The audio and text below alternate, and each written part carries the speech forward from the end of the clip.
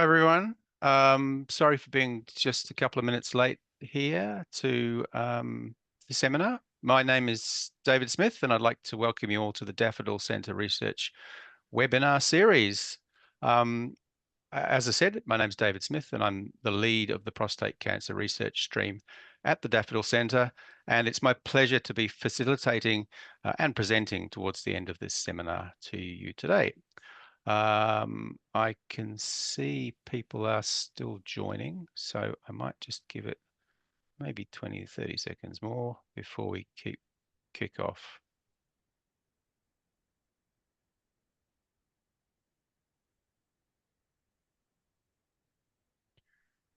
Leni, Basil, are you guys ready to go?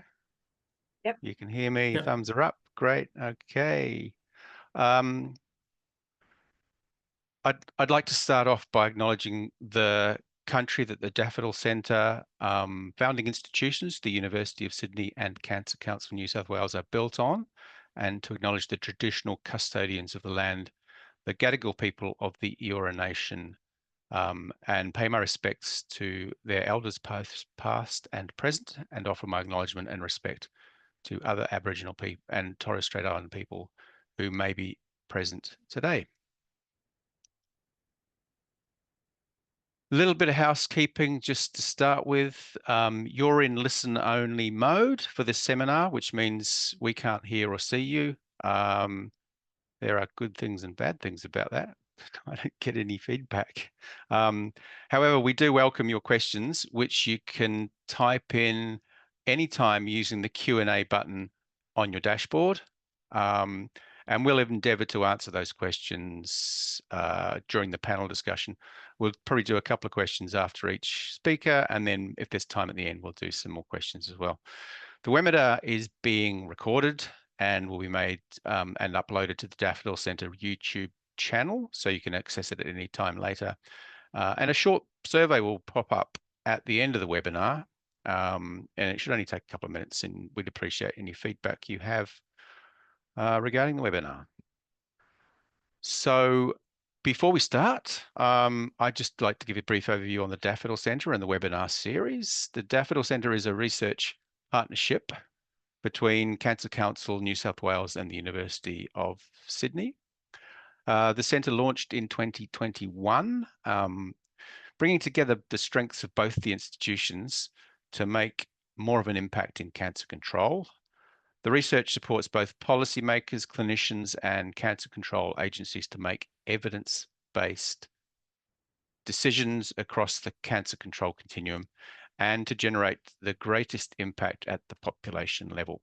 So this webinar series is an initiative of the Daffodil Centre to bring together experts, and in particular with a focus today on the work that we've been doing in prostate cancer. And this is both at a national, local and international level, as you'll hear today from the speakers. We're looking at projects that cover issues in relation to prostate cancer that are relevant to both primary and secondary prevention. And then I will be addressing and talking through the process to update Australian guidelines on the early detection of prostate cancer. We have three speakers, and I'm delighted to be able to introduce them to you as they come through. First speaker is Dr. Basil Razi, followed by Dr. Visalini Nair-Shalliker, and then finally I will be speaking around the guidelines. And so I'd like to introduce our first speaker, who is Dr. Basil Razi. Basil's a urology registrar at the Royal North Shore Hospital and Master of Philosophy student at the Daffodil Centre. He has undertaken research in prostate and bladder conditions, including the underactive bladder and the role of AI in patient education.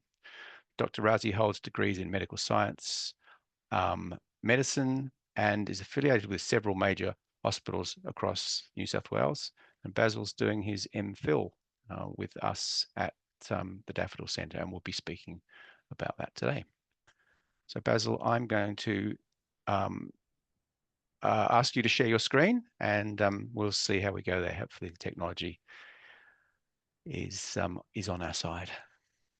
Thank you. Can everyone see it? I'm stopping. Thank you, David. Yep. Um, Thank you for the introduction, David.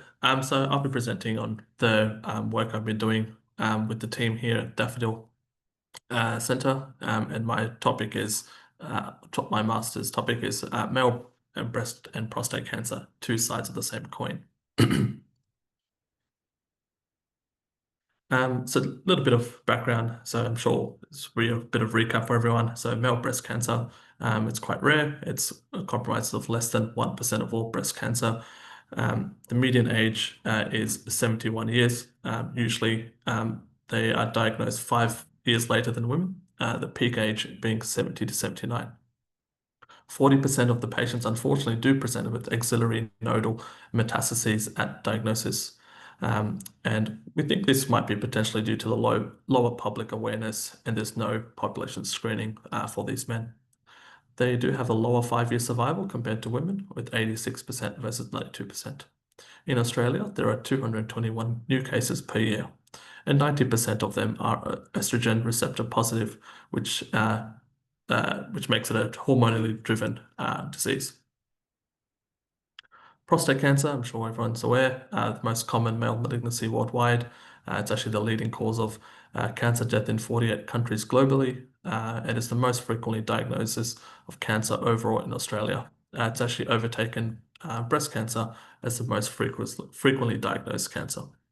It's the second highest cancer-specific mortality, and in Australia, the peak age is 75 to 79, with 26,000 new cases per year.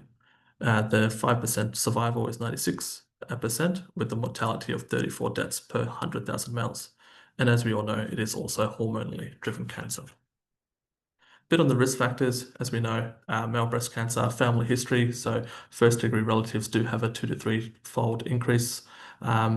There's been studies which demonstrated increased endogenous estrogen is also linked to male breast cancer. So that includes obesity, gynecomastia, liver disease, and ADT treatment. Testicular conditions, so patients who have undescended testes or previous orchidectomy would also have been shown to have an increased risk of male breast cancer. And as we all know, the BRCA1/2 genes are heavily implicated in breast cancer, but also Klinefelter disease, which results in low androgen and high estrogen. And it's actually linked to 20 to 50 times higher risk for male breast cancer. In regards to prostate cancer, the family history, so there's a 2 to 3-fold increase. There's an 8-fold increase when it's 2 or more first-degree relatives. From an ancestry point of view, African background patients have been linked to a higher risk of development of prostate cancer. There are a lot of genes that have actually been come up in related to prostate cancer. So BRCA1 and 2, especially BRCA2, has been shown to a higher risk of development of prostate cancer, but there are a number of other genes, including the HOXB13 and mismatch repair genes as well. Metabolic syndrome and obesity have also been shown to be risk factors for prostate cancer. Mediterranean and vegetarian diets have actually been shown to be slightly protective, and smokers as well have a 40% higher risk of fatal disease. So with this in mind, my study was looking at male breast cancer and prostate cancer, which we know are hormonally responsive malignancies. They are, especially prostate cancer, is linked to the androgen receptor, and we have treatment for that. It is an oncogenic driver in prostate cancer, resulting in cellular proliferation and survival. The estrogen receptor alpha promotes pro-tumorigenic and proliferation, and estrogen receptor beta is mediated mediated pathways result in suppression. It's a tumor suppression gene, activating PTEN and FOXO3A and antagonizing oncogenic signaling. The same receptors have also been implicated in male breast cancer, with over 90% of tumors expressing ER alpha and beta. Obesity, so adipose tissue is the primary site of aromatase expression, increasing peripheral conversion of androgens and estrogens, which increases local estrogen activity. So to date, there have been some prior international studies which have demonstrated an increased standardized incidence ratio for prostate cancer following male breast cancer.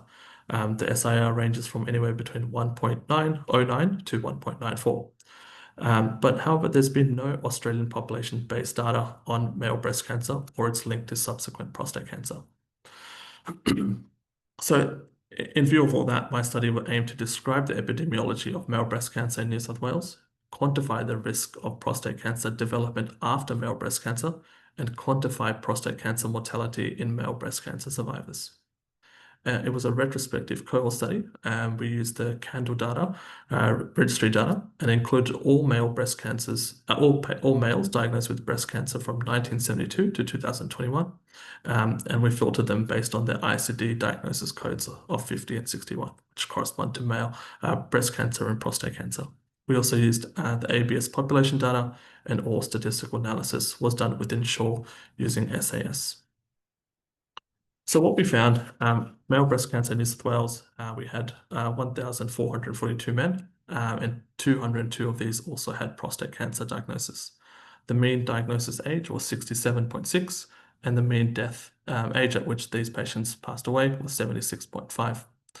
Looking at the socioeconomic factors, there was a quite even distribution across all 5 quintiles. In terms of the spread of disease at diagnosis, majority of these patients were either localized or locally advanced, and this corresponds to the data we know. So 40% locally advanced means that they had nodal metastases at diagnosis. And the graph on the right clearly demonstrates their incidence and mortality data by age. So as you can see, the death rate, the cancer-specific mortality was climbing as well in accordance with incidence rates. Prostate cancer, so we had 195,000 odd men with a mean diagnosis age of 69 and a mean age at which they passed away of 80, and also had a very even socioeconomic distribution across all 5 quintiles. Almost 50% of these men presented with localized disease, which again points to the excellent prostate cancer screening that we have and catching these patients early. And as we can see, the incidence peaks around the 75 to 79 mark and then drops off whilst the cancer-specific mortality rises as we age. So looking at the cohort specifically in male breast cancer who developed subsequent prostate cancer, so there was 119 men who developed this. Their mean time difference between the 2 diagnoses was 91 months, and the mean age at which they passed away was 81.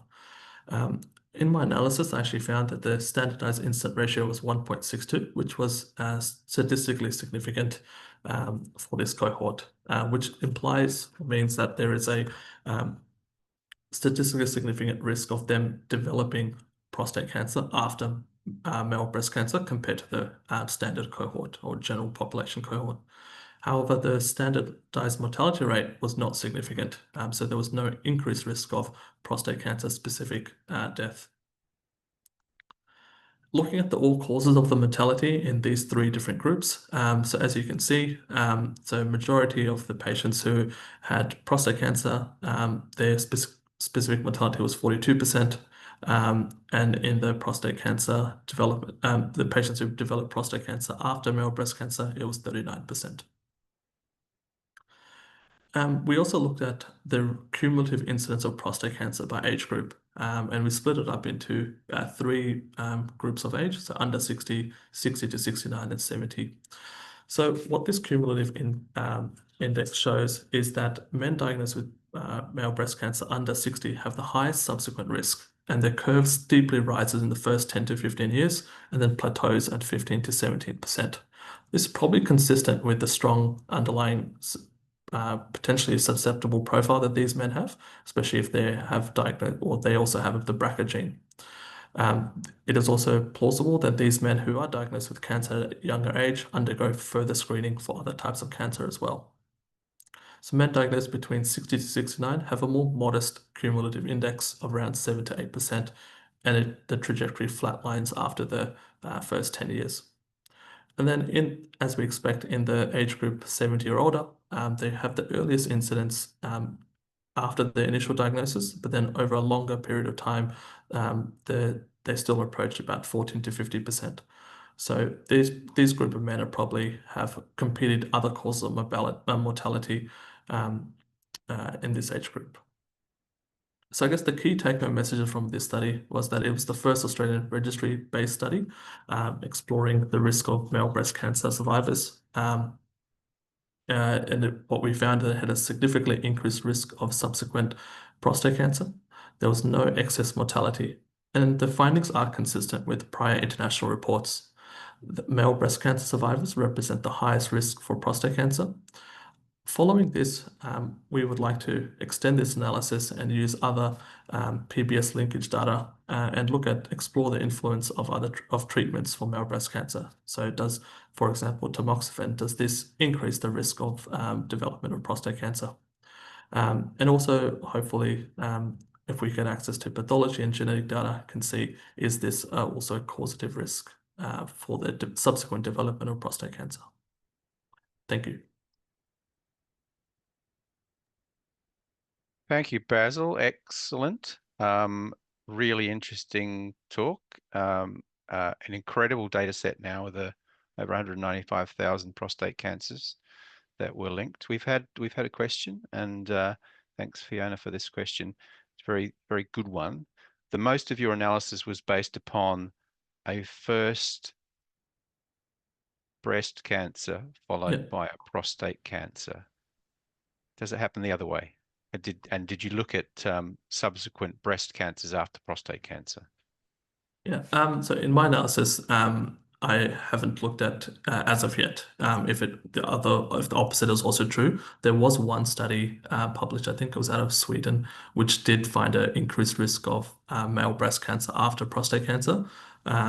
So no, I personally I haven't had a chance to look at the opposite as of yet. But yes, I think there is one study, which is also a registry study, which does show that there was an increased SIR for prostate cancer, for male breast cancer after prostate cancer. I think there was a SIR of 2, if my memory serves correct.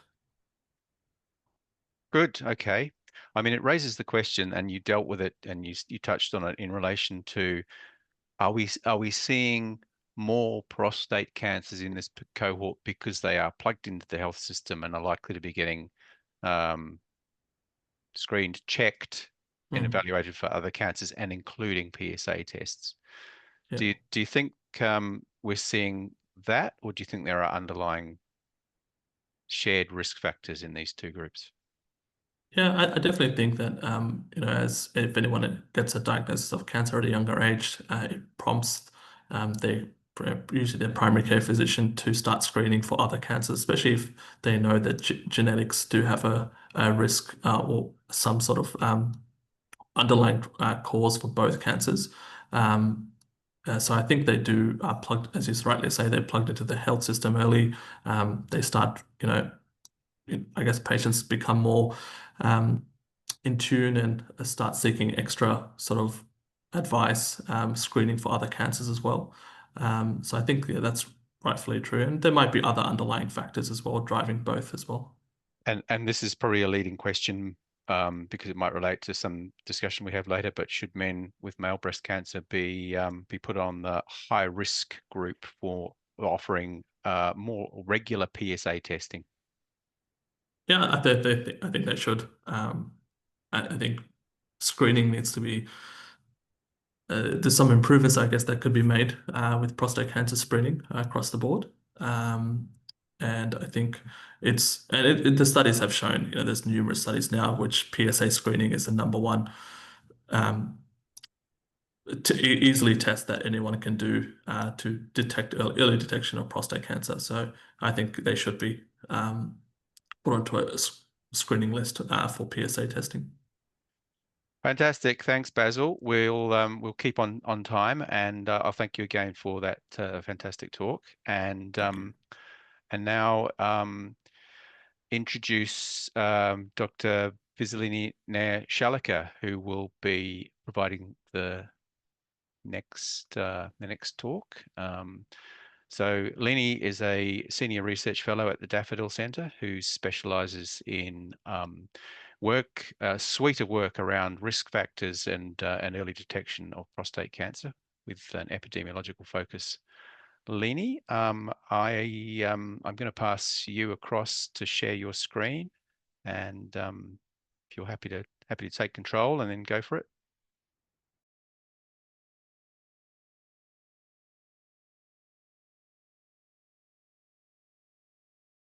Yeah. Can you hear me? Yep, I can hear you and I can see your screen. So You can see my screen. This is 19th of November. Fantastic.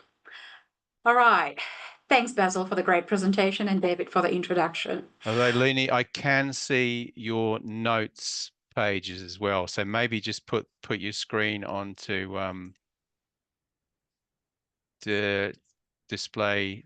Make sure you've got it on presentation display. It is on presentation display. Oh.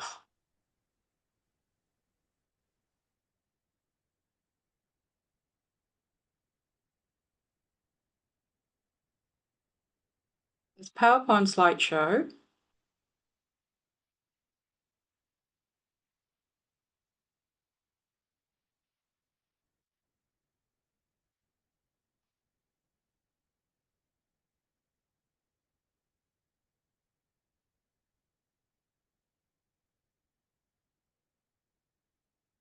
Can you see anything? We just see you. We can just see you at the moment. On the top, when you share your screen, you may need to swap to the presenter view, which is so try it again and then see if we can get into presenter view.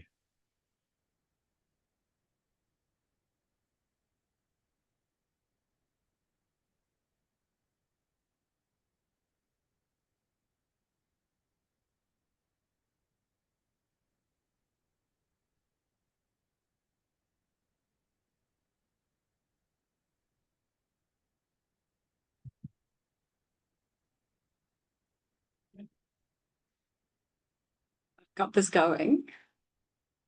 I've got this buzzing noise now. So have you pressed the go into the slides and Grace So I've gone into slideshow. Yeah. Go you press on this one and press on the slideshow button. And then we make that a little bit smaller. And then we get into Zoom. And then okay, if you bring it up. Zoom up. Zoom back. Yep. Share. That's what I did. This one here, right? From Green Workspace. Just press into that one. Share. But that should work. Yeah, is that working? I don't know. Coming. Yep, perfect. You're good. You are good to go now, Leni. I have no idea what's going on. Can you hear me? Yep, I can hear you. Yeah. Okay, I'm going to talk. I can't hear you very well, David. For some reason, you're buzzing, but that's okay. Can you hear me now? I'm assuming Yes. you can hear me. I can hear you. You sound Okay, good, good. Leni, and I can see your screen. All right. So, sorry, apologies, guys. I'm a little bit, yeah. Anyway, today I'll be presenting to you the findings from the Prostate clinical trial, which is a vitamin D trial in prostate cancer patients. Now, firstly, I would like to acknowledge the Movember Clinical Trials Award, as well as Prostate Cancer Foundation of Australia for funding this trial, and to all my co-authors and their contribution in getting this trial to its final form. So the trial itself was approved by the Balbury and Macquarie University Ethics Committees and is registered with Australia New Zealand Clinical Trials Registry. As most of you know by now, that prostate cancer is the most commonly diagnosed cancer in men over 100 countries, with the number of new cases estimated to increase from 1.4 million in 2020 to 2.9 million by 2040. With concerns of harms of overdiagnosis, risk stratification at time of diagnosis aims to improve treatment management and enhance patient's outcome and avoid unnecessary treatment. I'm just going to do a brief description of these clinical risk groups for a while, primarily to explain our cohort selection for this trial. So these clinical risk groups for prostate cancer are used to estimate the likelihood of disease progression and guide treatment decisions. So it's basically based on clinical stage, PSA levels, as well as biopsy outcome, largely focused on Gleason score. And more recently, this Gleason score has been updated to referring to as grade group. So we have grade group 1 to classify low and very low risk cases, grade group 2 to classify those with low intermediate risk disease, 3, 4, 5 for intermediate to high and very high risk disease. So this grade group is used to evaluate abnormal cancer cells and predict how quickly they're likely to grow and spread. And therefore, cases with very low risk and low risk disease have low risk of clinical progression. And therefore, these patients are therefore advised to manage their cancer with active surveillance. And that is through routine PSA testing, MRI imaging, and follow-up biopsy if there are concerns, rather than radical treatment as primary intervention. However, adherence to active surveillance is a challenge due to the underlying possibility of disease progression. And therefore, there is growing interest in the benefits of chemoprevention in complementary therapies for individuals managed on active surveillance. So why explore vitamin D intervention? There was growing evidence from observational studies that clinical trials that high vitamin D levels may reduce the risk of prostate cancer mortality. Reduced risk of prostate cancer progression was also reported in 2 small trials in prostate cancer patients. These trials, however, were limited by small sample sizes as well as short follow-up times. However, they highlighted a couple of very important factors: that the efficacy of vitamin D in reducing prostate cancer progression was evident for only aggressive cancers, and these are cancers specifically for cases with Gleason 7 or more, and reduced risk of prostate cancer progression was only observed with high oral dosing, very high levels. And around this time, there was emerging evidence from long-term follow-up of prostate cancer cases that in addition to Gleason 1, men with Gleason 2, grade group 2 disease may also benefit from active surveillance. And therefore, in selecting our trial cohort, we excluded the low-risk cases. And to minimize any cancer heterogeneity in our study population, we restricted our study participants to those with low intermediate risk disease who are on active surveillance. Our aim of the trial was to determine if vitamin D supplementation could reduce risk of prostate cancer progression in men with low intermediate risk disease while on active surveillance. So we aimed to see if we could reduce risk of progression with supplementation, also examine to see if our supplementation strategy was able to raise the vitamin D levels, this is levels for 25D, above 75 nanomoles per liter, and also assess to see if corresponding increases were observed in 125D levels. And this is another metabolite, that's the active metabolite that binds to the vitamin D receptor. That's rarely ever measured when you have a vitamin D test. Then we also did an exploratory analysis. We assessed genetic instability as observed in various cancers, which is mediated through lymphocytic DNA damage. And as there's some evidence to suggest there may be a vitamin D link. Our primary outcome was discontinuation of active surveillance and switch to active therapy within 2 years of active surveillance.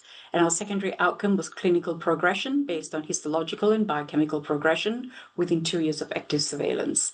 Histological progression was based on upgrade on any of the biopsy measures, and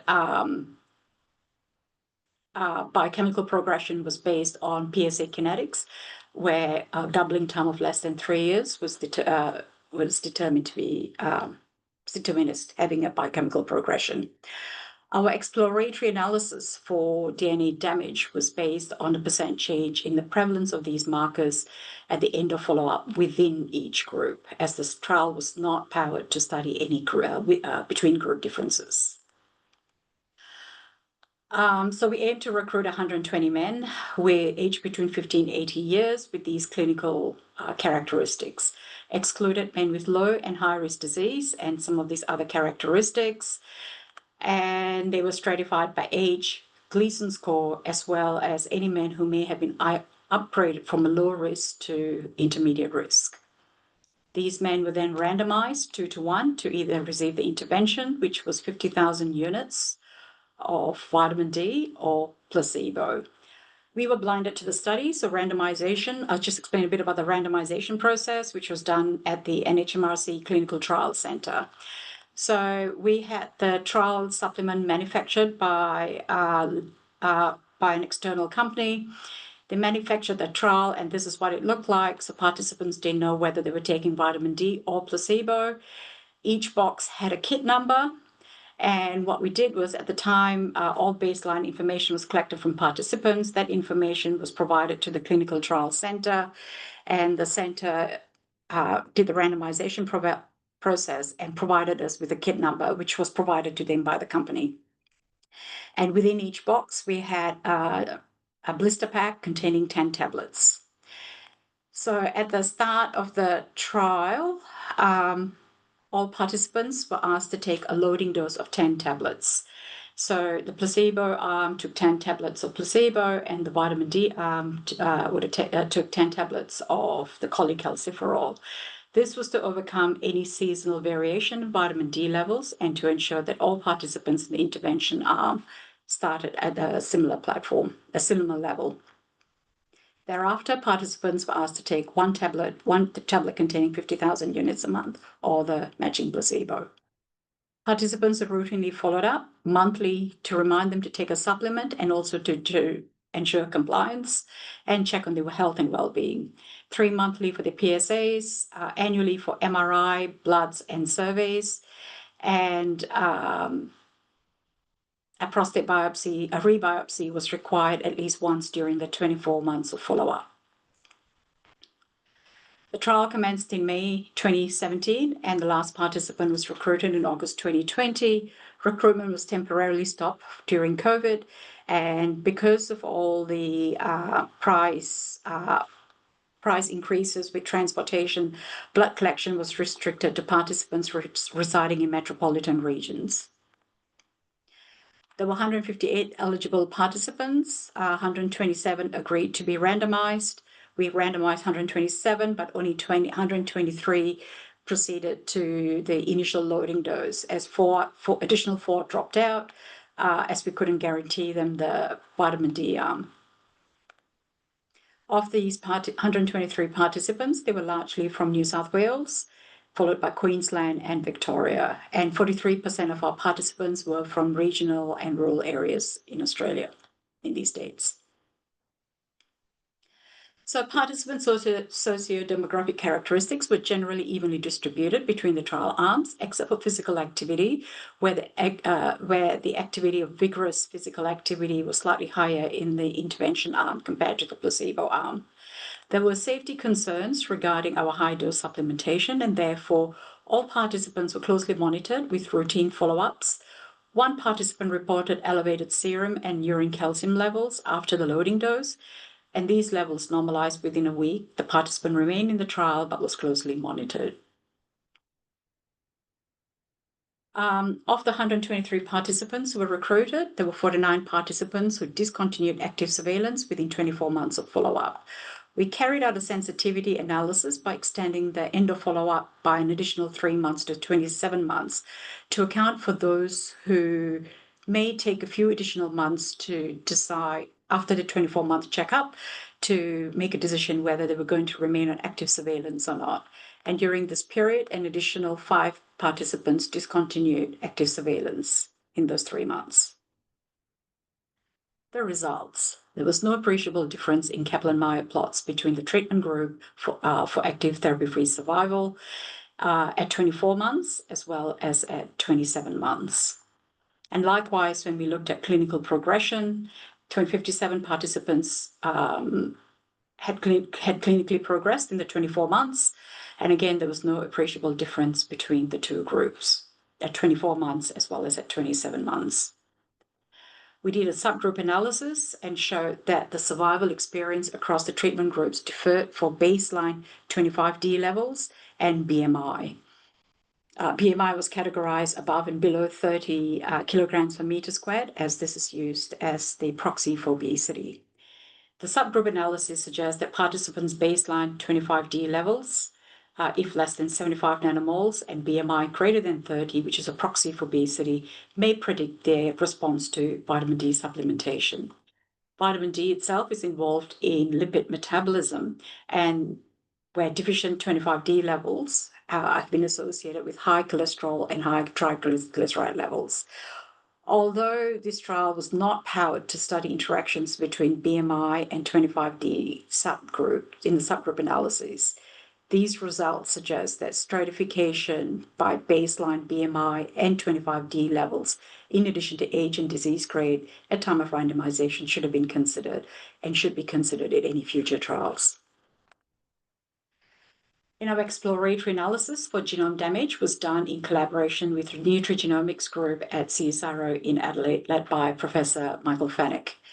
Genetic instability, as observed in various cancers, is mediated through lymphocytic damage and chromosomal damage, and such as micronuclei formation and nucleoplasmic bridges. These are markers that are associated with cancer initiation. One of our previous studies, we reported a significant inverse correlation between circulating 25D levels and prevalence for some of these markers in an observational study.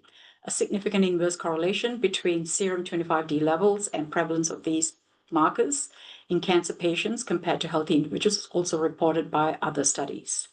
And therefore, we assessed the extent of lymphocytic DNA damage in each arm of the trial, from bloods collected at baseline, 12 and 24 months. And the longitudinal GE analysis for genome damage within each arm of the trials showed slight differences, mean frequencies of some of these markers decrease in the vitamin D arm that was not observed in the placebo arm, and there were some increases for some of these markers in the placebo arm. Which may suggest that long-term global health benefit from vitamin D supplementation and overall benefit.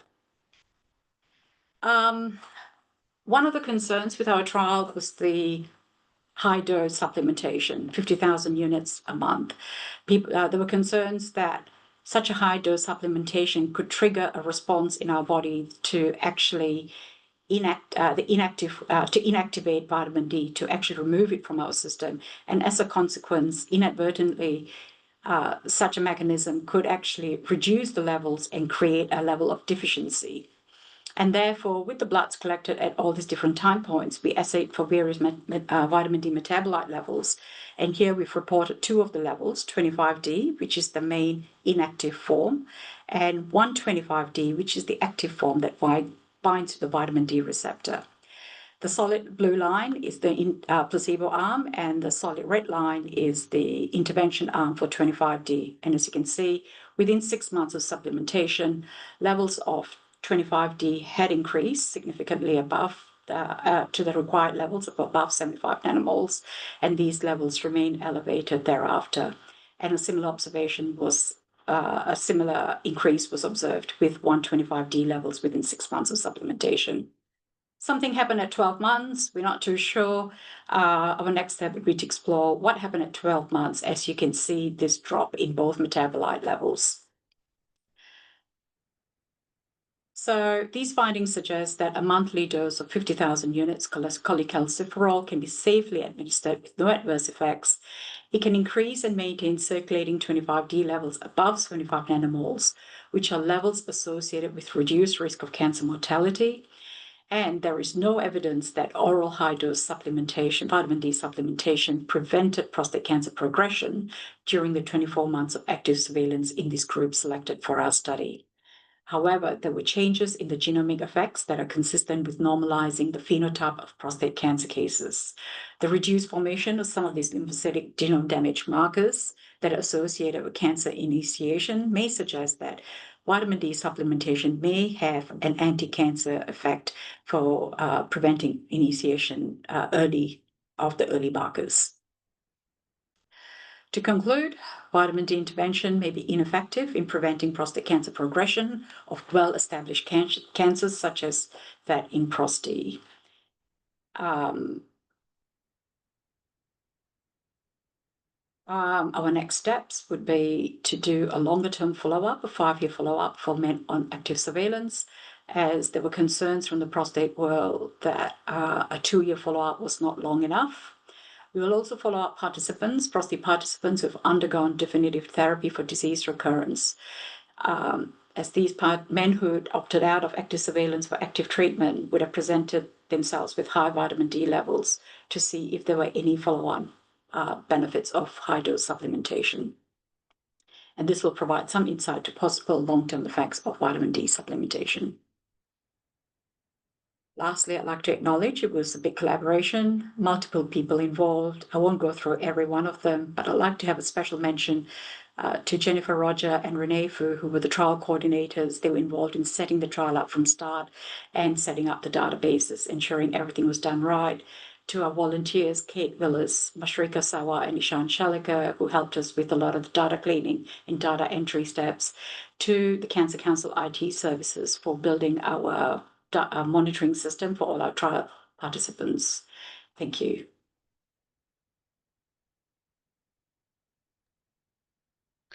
Thanks very much, Leni.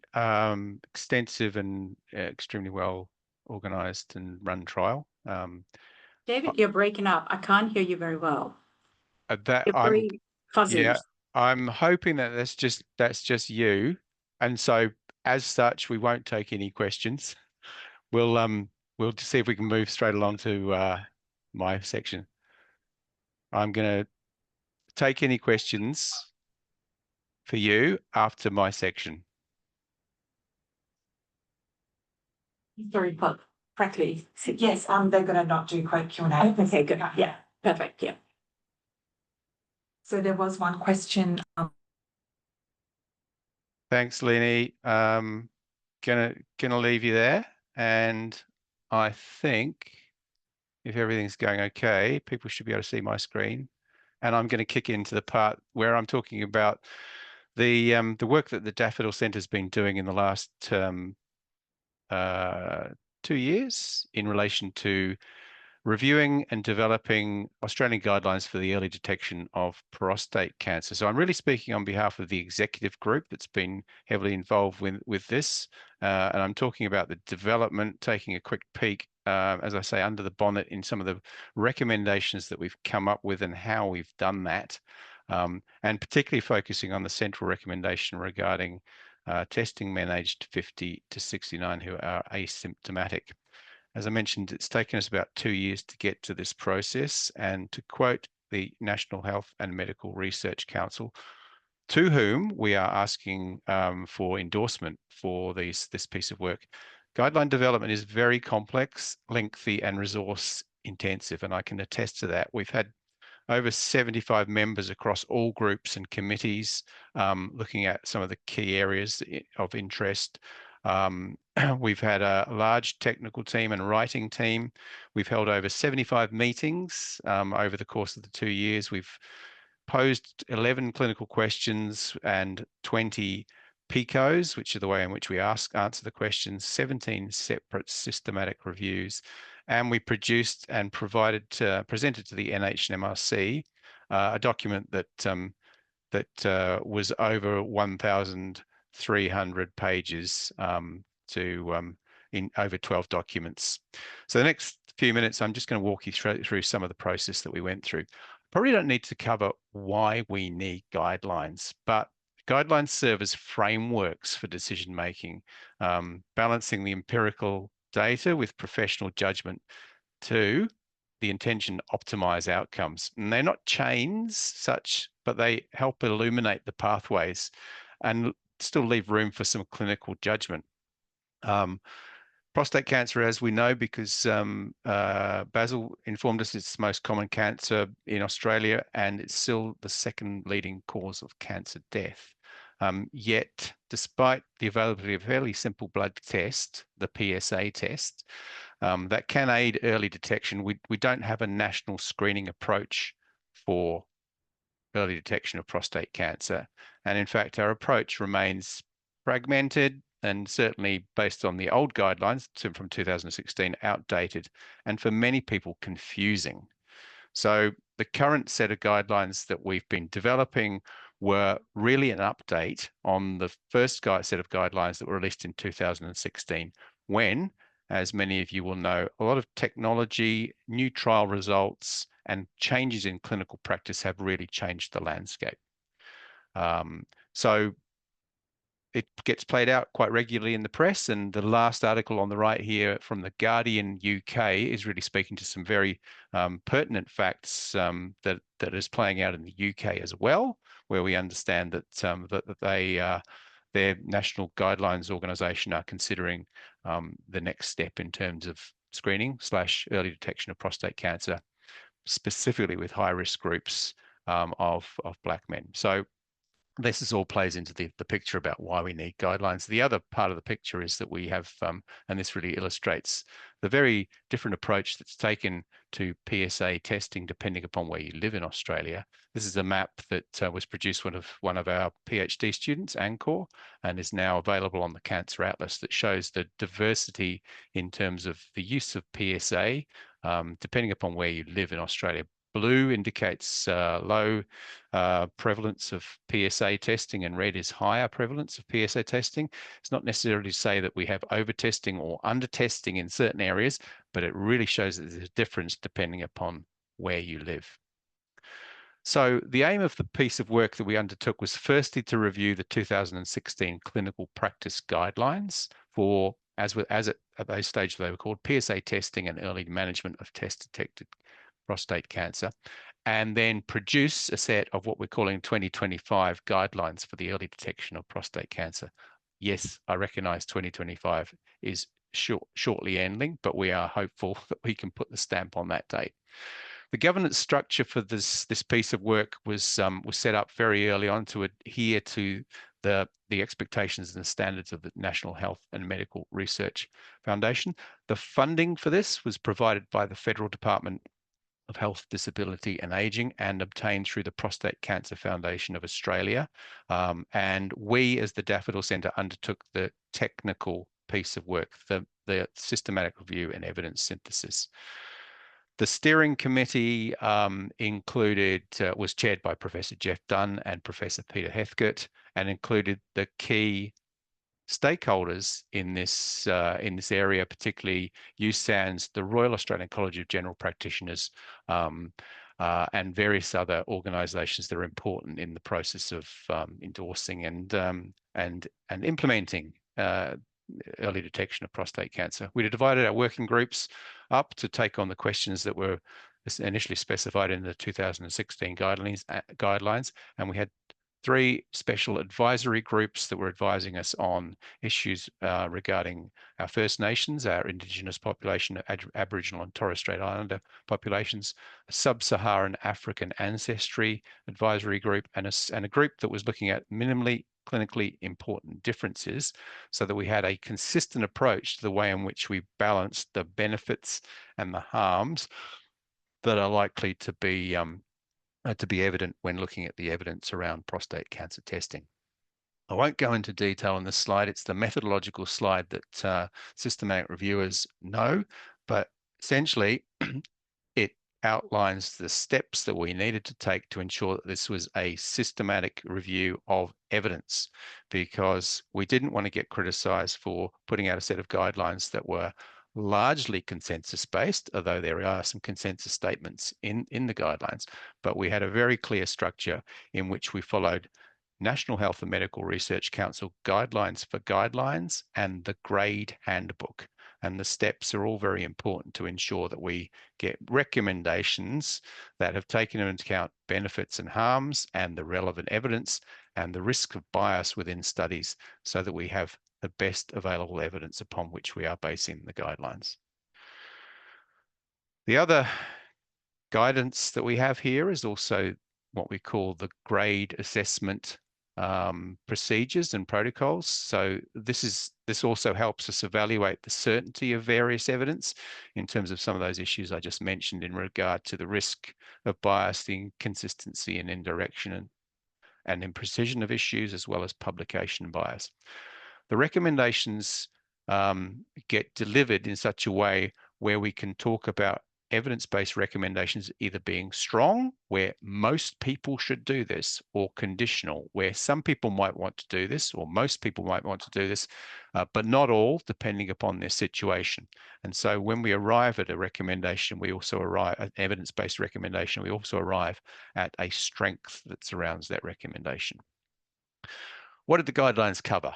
Well, they covered essentially things that were in the 2016 guidelines and any issues that have arisen since that point in time. We looked at risk assessment, and the major risk in prostate cancer is related to age, but we also included family history, Black sub-Saharan ancestry. We looked at indigenous populations, and I'll tell you a bit about where we landed there. And we also looked at germline mutations. Decision support is considered throughout the guidelines, looking at both risks and benefits, and personal preferences and circumstances. And so that's a layer that filters throughout the recommendations that we made. We did an assessment of digital rectal examination, and we didn't change our outcomes in that respect. In 2016, it was not recommended that digital rectal examinations are undertaken in primary care, and we've repeated that statement. However, it is still recognised that it has an important role in the specialist care. PSA testing, as I mentioned, is the centerpiece for this, and we've taken an approach where we've looked at risk-adapted approaches to this depending upon age, firstly, and high-risk populations and priority populations. The second area that the guidelines covered was really relates to the recommendations for specialists, and of course the major issue that's occurred over the last 10 years that have really changed the dynamic and the pathway of prostate cancer detection is MRI, so magnetic resonance imaging, and who should be offered and what you should do after having an MRI. MRI now sits in the pathway between an elevated PSA and a prostate biopsy. We included assessments of biopsies in terms of who to biopsy and how to biopsy. Active surveillance remains a very important part of the process, particularly around harm minimization and addressing what has been the elephant in the room, or considered to be an elephant in the room in relation to earlier guidelines around overdiagnosis. We'd like to call that more the avoidance of unnecessary treatment in those men who don't actually need it, and active surveillance is the perfect vehicle for addressing the start of that process. We also included watchful waiting and a watchful waiting protocol in this process. So what's changed from 2016 to the 2025 draft guidelines? And what I should stress again here is that these are draft guidelines until such time as they are endorsed and approved by NH and MRC. I'd like you to still consider anything that I'm talking about today as being draft. We've moved away from what we probably call discretionary testing, and in some circumstances with the RACGP Red Book, there was some avoidance of PSA testing. We've moved to what I think are 4 very important words that reflect the way in which the draft 2025 guidelines say that, which is initiate a discussion and offer testing. And that's particularly for men aged 50 to 69. There are issues around the other age groups as well. The focus in 2016 was very much about PSA testing. The focus on these guidelines is around early detection, and that includes not just PSA testing, but MRI and biopsy and active surveillance. There were no recommendations on risk groups in the 2016 guidelines, but we have got some recommendations for high-risk groups and priority populations. Decision support, as I mentioned, flows throughout the guidelines, as well as a discussion about some risk-adapted offers around PSA testing. Previous guidelines advised against testing over 70s. We have increased that to offer testing to 70 plus men, subject to clinical assessment, but also have the magic of a crystal ball to try and determine whether there are 7 years of life expectancy left, in which point it's probably not worth doing. It's definitely not worth continuing to have PSA tests. We offer testing, or there is an offer of testing from age 40 for men who are interested. And rather than using percentiles of PSA, we use absolute values, because the instructions that we were getting was it's a lot easier to implement absolute values rather than than percentiles. MRI is very much the first line between PSA and biopsy now, and there's more of a stress around targeted systematic biopsies that are done transperineally rather than cores that were done transrectally with between 21 and 24 cores in the previous guidelines. So that's a very quick summary of what's in those 1,335 pages. We have provided flow diagrams, which gives a little bit more assessment of risks. And most men, we're talking about having no risk factors and being triaged depending upon what age they are and what they should do. We have talked about some high risk males and what should be done. And high risk is generally accepted that if they have a relative risk of more than 2, and that includes men with a family history and black males of sub-Saharan ancestry, or with BRCA2 mutations. When we went to public consultation, we did go with some recommendations around earlier testing for Aboriginal and Torres Strait Islander males. After public consultation, it was clear that we needed more evidence to, in fact, have a recommendation that was stronger in that respect. So with all the peak bodies lining up to say that this is the right approach, we actually have the same recommendations for Aboriginal and Torres Strait Islander males as we do for the general Australian population. So this is what we recommend for asymptomatic men at average risk, 50 to 69, still the target of the population. And we might say, why do you choose that? Well, it's essentially because the evidence from which we're pulling from the randomized controlled trials, those were the focused years that were looked at. And so we were really trying, as I said, to make these evidence-based. We indicate that GP should initiate a discussion and decision support around the possible benefits and harms of prostate testing, and then offer a PSA test every 2 years using similar thresholds as were provided in the previous set of guidelines, around 3 nanograms per milliliter. We arrived at this initially as a practice statement around initiating discussion, because there's not a lot of evidence around by that, but it's entirely in keeping with the decision support that runs throughout the guidelines. And the guideline around offering testing every 2 years is currently sitting at a conditional recommendation. Now, I could talk for hours about the various discussions that we've had around that point. A conditional recommendation is still a good recommendation. The recommendations that underpin the bowel cancer screening programs and the breast cancer screening programs are still conditional recommendations. So while it might have been stronger to have a strong recommendation, we are still happy with having a conditional recommendation as a draft recommendation to move forward with this particular piece. We've then got more recommendations for high-risk individuals, and what I can say is that we've landed a strong recommendation for high-risk males from age 50 to 69 to have testing every 2 years and act at a lower threshold of PSA. There are consensus-based recommendations for those aged 40 to 49 and 70 years older who have got high-risk features, again with different thresholds for PSA. They're consensus-based recommendations because these are largely evidence-free zones with high-quality information and evidence that we couldn't use. So it makes a lot of sense. It's a consensus recommendation, and hopefully it will change practice.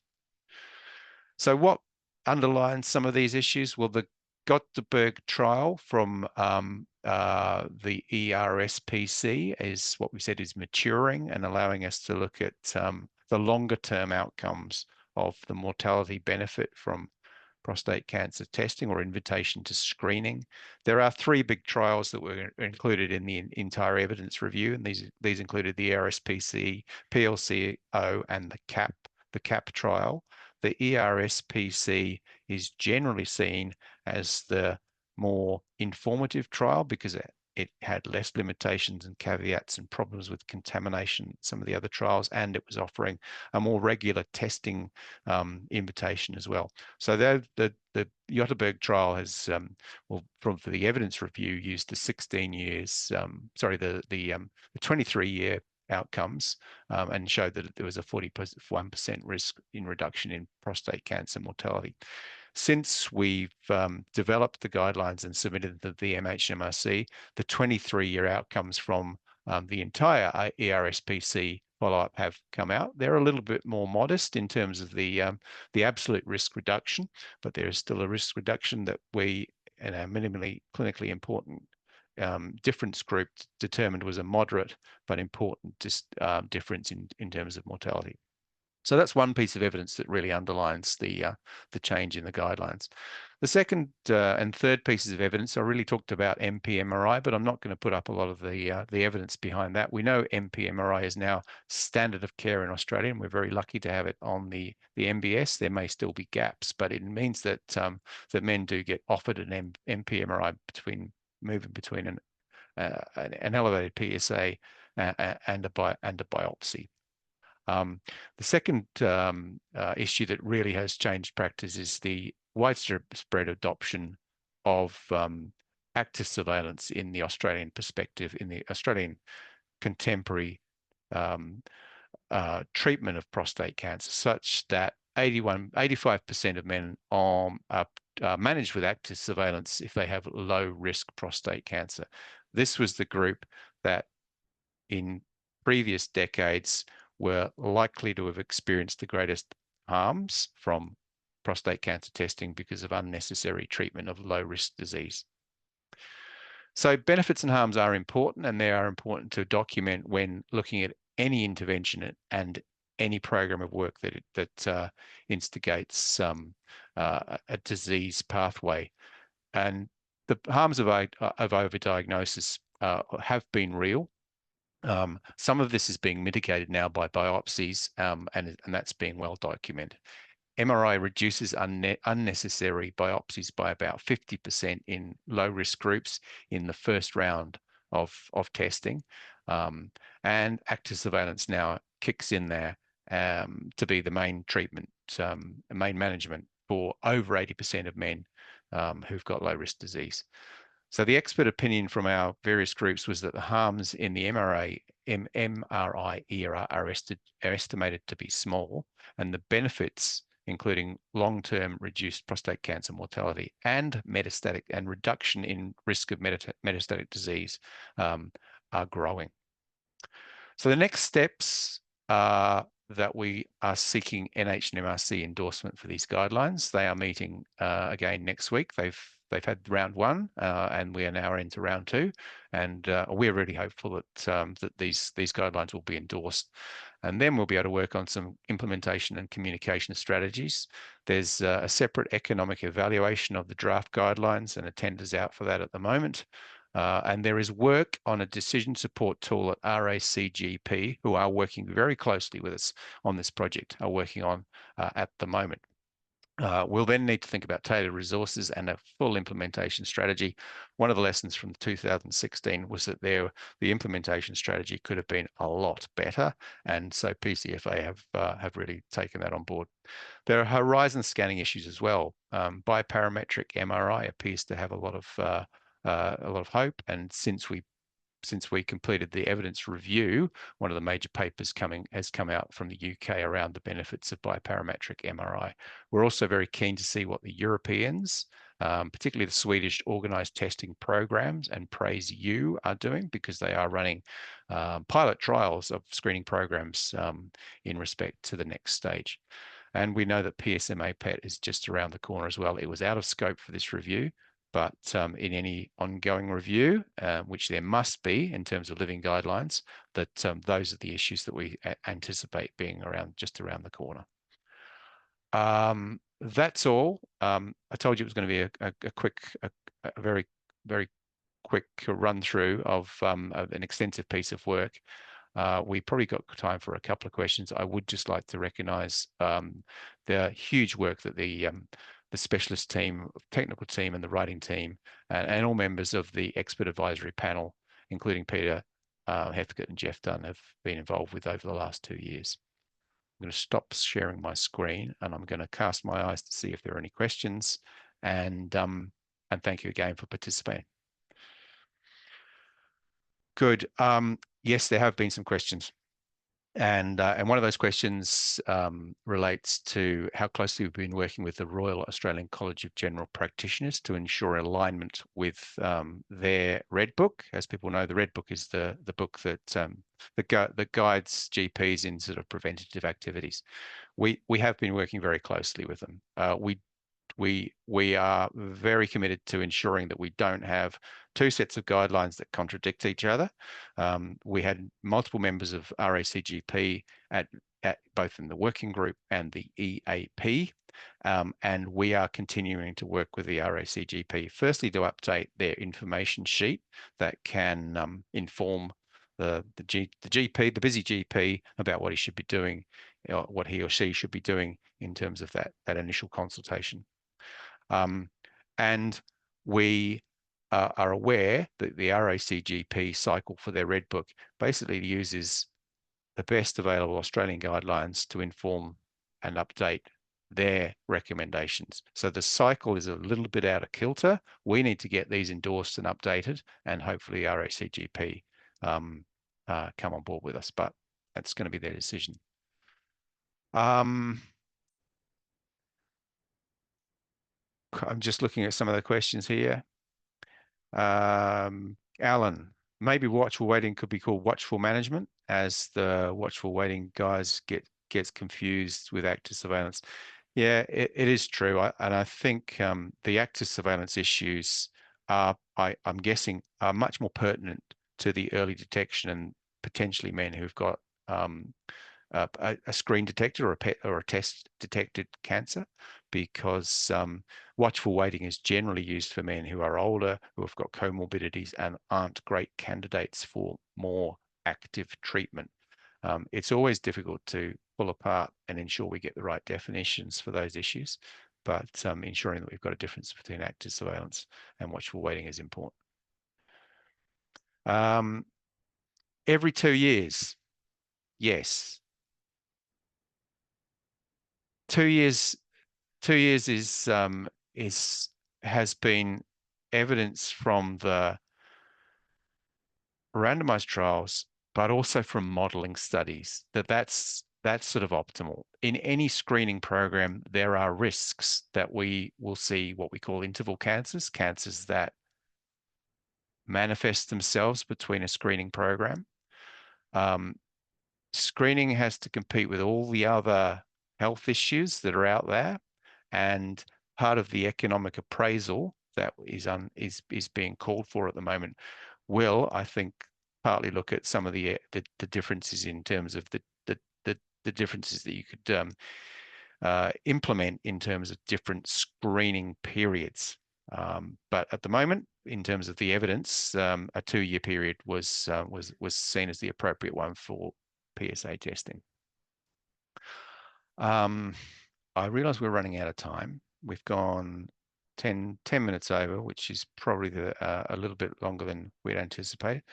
So I think I'm going to call a halt to it now. If there are any questions in here that we haven't answered appropriately, we might filter back and provide that opportunity to do that at a later stage. I'm going to remind you that this is part of a webinar series, and it's be very much encouraged to connect with us through any of the socials that you see here on the right-hand side. There'll be a short survey for you to complete, as I mentioned at the start. And again, I'd like to thank our 2 other speakers, both Basil and Leni, for sharing their research with us today. And I'll wish you all good night. Thanks very much.